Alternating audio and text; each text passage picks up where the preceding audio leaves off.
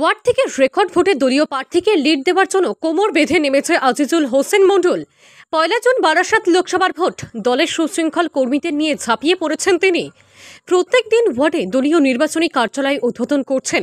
বিধাননগর পৌর নিগমের ১২ নম্বর ওয়ার্ডে ১৪টি পার্টে ১৬ থেকে ১৭টি নির্বাচনী কার্যালয় খুলে তৃণমূল কংগ্রেসের কর্মীদের ভোটের প্রচারে সংঘবদ্ধ করবেন ঠিক করেছেন ভোট কৌশলী আজিজুল হোসেন মণ্ডল।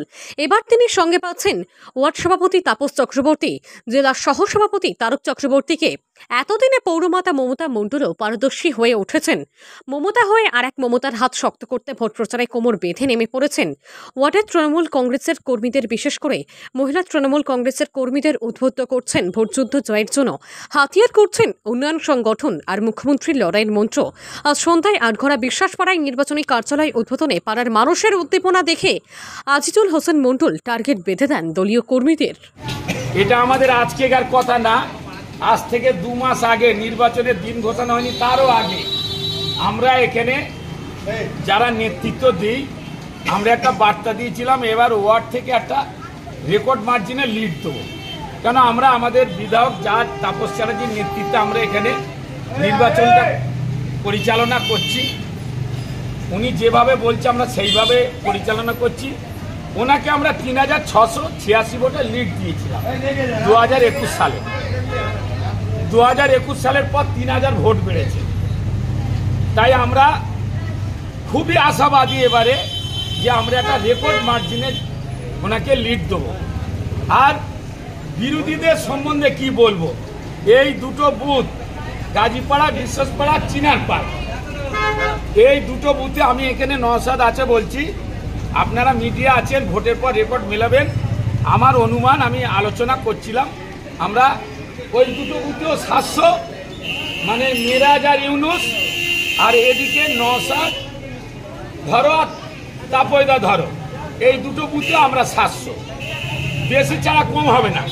কেন এখানে একচেটিয়া, এখানে কোনো বিজেপির স্থান নেই, সিপিএমের নেই, যা ছিল তাদের অস্তিত্ব বিপন্ন হয়ে গেছে, একদম বলে দিচ্ছে এখানে দাঁড়িয়ে।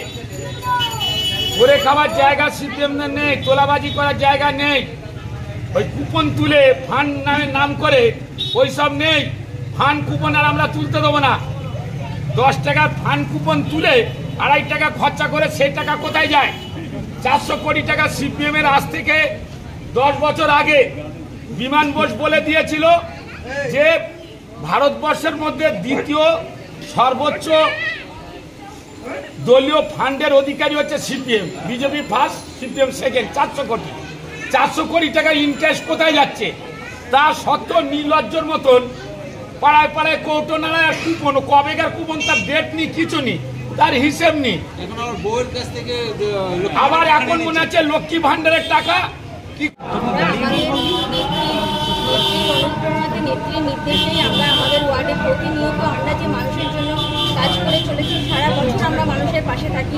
সেই জন্য আজ আসন্ন লোকসভা নির্বাচনে আমাদের অধিকার আছে আমাদের মা বোনদের কাছে ভোট চাওয়ার। কারণ আমাদের প্রার্থী ডক্টর কাকুলি চক্রবর্তী আমাদের একটা অঙ্গীকার করেছি, আমরা যে বিপুল ভোটে তাকে 5000 ভোটে লিড দিয়ে আমাদের ওয়ার্ড থেকে আমরা লিড দেবো। তার জন্যই আমাদের এই ব্যবস্থাপনা এবং আমাদের ওয়ার্ডের আমাদের সমস্ত কর্মীরা ভীষণ উদ্দীপনার সঙ্গে আমাদের 14টা পার্টে ওরা 14টা কার্যালয় উদ্বোধন করে কার্যালয় থেকে তারা বিভিন্ন রকম ক্রিয়াকলাপ করবে। এই ভোটের সমস্ত ক্রিয়াকলাপ তারা এখানে কার্যালয় থেকেই করবে এবং আমরা পুরো দৌড়ে প্রস্তুত যে আমাদের আসন্ন লোকসভা নির্বাচনে আমাদের প্রার্থীকে আমরা 5000 ভোটে লিড দেবো। আমাদের এটা পার্টি অফিস না, কার্যালয়, পার্টি অফিস একটা আছে, বিভিন্ন কার্যালয় ওপেনিং হচ্ছে। তাছাড়া সকালবেলা থেকে আমাদের জল দেওয়া হচ্ছে, মানুষকে শরবত দেওয়া হচ্ছে। এই তাপপ্রবাহ যা হচ্ছে, শুধু আমরা রাজনীতি করি না, আমরা মানুষকে একটা জিনিস বোঝাতে চাই যে আমরা সর্বক্ষেত্রে আছি, সবসময় আছি, মানুষদের পাশে আছি, মানুষের সঙ্গে। আর আমাদের যিনি প্রার্থী ডক্টর কাকুলি ঘোষদার, ওনার সম্পর্কে বেশি কিছু বলার দরকার নেই, ওনাকে সবাই জানেন। উনি দিল্লিতে কীভাবে সংসদে ফাইট করেন, উনি এমনি জিতবে আমরা জানি। তা সত্ত্বেও আমরা অঙ্গীকার হয়েছে একটা ব্যাপক হারে ভোট দিয়ে বেশি লিড দিয়ে অন্যান্য ওয়ার্ডেতে বেশি লিড দেওয়ার একটা চেষ্টা করছি। কারণ আমরা চাইছি এখন লিডের আমাদের শুধু এখন চলছে কার্যালয়, প্রথম ছিল 10খানা, এখন আবার দাঁড়িয়েছে 14খানা। এরকম আস্তে আস্তে কার্যালয়গুলো ওপেনিংয়ের পরে আমাদের পথসভা আরম্ভ হবে এবং বিভিন্ন এলাকা বক্তব্য রাখা হবে। মিছিল হবে, মিটিং হবে। আমরা একদিন যে জমি ছাড়বো না, আসল লড়াইয়ের লোকই তো নেই।